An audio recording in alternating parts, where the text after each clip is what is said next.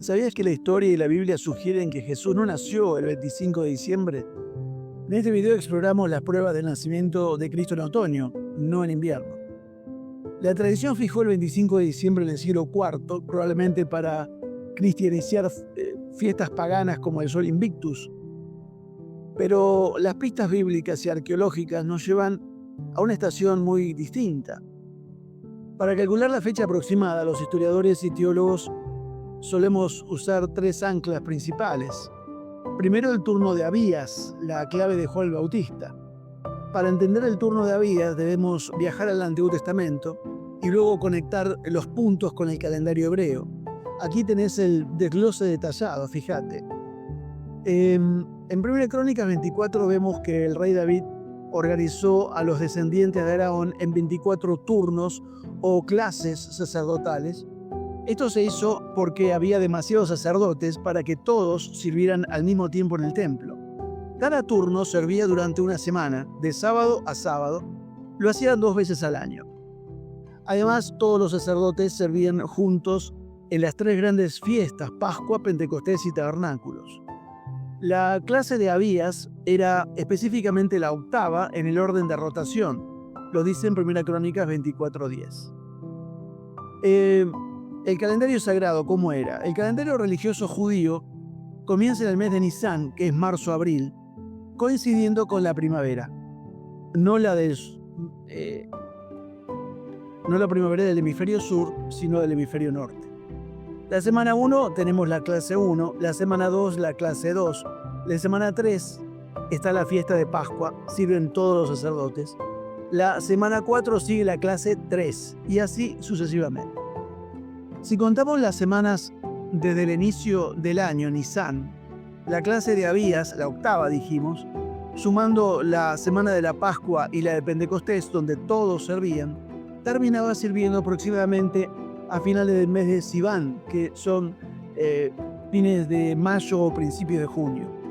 Y acá tenemos el encuentro de Zacarías, de la tribu de Abías, con el ángel. Lucas 1, 8 a 13 nos dice que mientras Zacarías cumplía su turno, el de Abías, el ángel Gabriel se le apareció. El anuncio. Esto ocurre en esta semana de servicio, junio. La concepción. En Lucas 1, 23, 24 dice, al cumplirse los días de su ministerio, se fue a su casa y después de aquellos días concibió a su mujer Isabel, o Elizabeth. El tiempo entonces. Si Isabel concibe en junio, los 9 meses de embarazo nos llevan directamente a marzo, alrededor de la Pascua, para el nacimiento de Juan el Bautista. ¿Cómo se conecta con Jesús? Aquí es donde la matemática bíblica se vuelve asombrosa. En Lucas 1:26, seguimos leyendo el capítulo 1, leemos, al 6º mes el ángel Gabriel fue enviado por Dios a una virgen. El 6º mes se refiere al 6º mes del embarazo de Isabel. Si Juan fue concebido en junio, el 6º mes de Isabel es diciembre. En diciembre María concibe por el Espíritu Santo durante la fiesta de Hanukkah, curiosamente llamada la fiesta de las luces, cuando la luz del mundo fue concebida. Qué interesante. 9 meses después de diciembre, ¿qué tenemos? Septiembre-octubre. Para resumir, el evento es que Zacarías sirve en el turno de Abías. Mes estimado, junio, lo dice Lucas 1, 5 y 8. La concepción de Juan es en junio-julio, dice Lucas 1, 24. La concepción de Jesús es en diciembre, 6 meses después, dice Lucas 1, 26 y 36. El nacimiento de Juan es en marzo, abril, Pascua, que es el cálculo gestacional. Entonces el nacimiento de Jesús es septiembre-octubre, que es Sukkot. Ese es el cálculo gestacional. Si Jesús nació en septiembre-octubre, que es la fiesta de Sukkot, de los tabernáculos, tenemos un dato teológico precioso. Si Jesús nació en otoño, durante la fiesta de los tabernáculos, el simbolismo es perfecto. Sukkot conmemora el tiempo en que Dios habitó en tiendas, en tabernáculos, con su pueblo en el desierto. Juan 1:14, ¿qué dice? Usa la palabra griega eskenó, que es tabernáculos, o el verbo tabernaculizar. Dios no eligió una fecha al azar, eligió la fiesta donde su pueblo celebraba que Dios habita con nosotros. La Biblia dice que Jesús nació 6 meses después que Juan, Lucas 1:26. Cálculo, marzo más 6 meses, septiembre.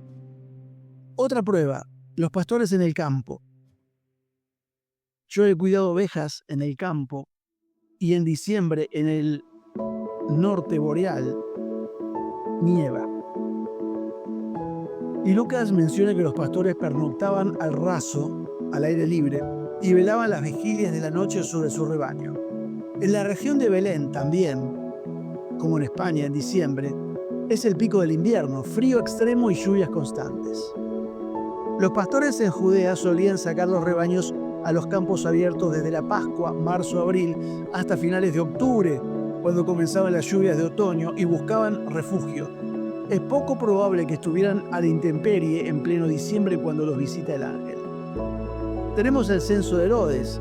El censo ordenado por Augusto, rey de Roma, el emperador de Roma, requería que la gente viajara a sus ciudades de origen.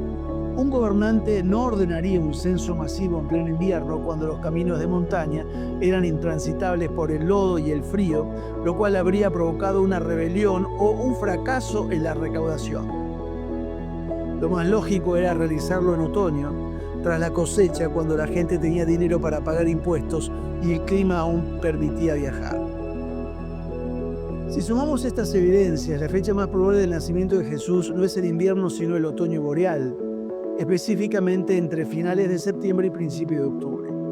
Te diría que, aunque la fecha exacta se perdió en el tiempo, lo importante no es el cuándo, sino el quién y el por qué. Sin embargo, conocer este contexto nos ayuda a imaginar ese pesebre bajo un cielo templado de otoño rodeado de los frutos de la cosecha. También vamos a profundizar el año cero y la fiesta de los tabernáculos.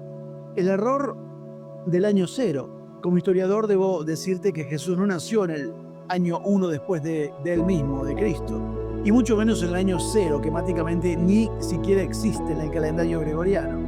El error lo cometió un monje llamado Dionisio el Exiguo en el siglo VI, año 500 y pico, quien al calcular la era cristiana se equivocó por unos 4 a 6 años.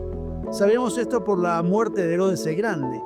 Mateo nos dice que Jesús nació antes de que Herodes muriera. Los registros del historiador Flavio Josefo y los eclipses lunares de la época sitúan la muerte de Herodes en el año 4 a.C. Por lo tanto, Jesús debió haber nacido entre el 6 y el 4 a.C., valga la redundancia. ¿Nació Jesús en la fiesta de los tabernáculos en Sucot?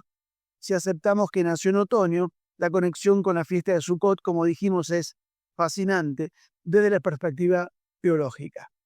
El pueblo vivía en cabañas temporales, ese es el significado de Sucot, que se llama, esas cabañas se llaman Sucás. La fiesta es Sucot. ¿Qué conexiona esto con Cristo? Bueno, el Mesías nació en un pesebre, una vivienda humilde y temporal. El nombre, Sucot, se celebra que Dios habita con su pueblo.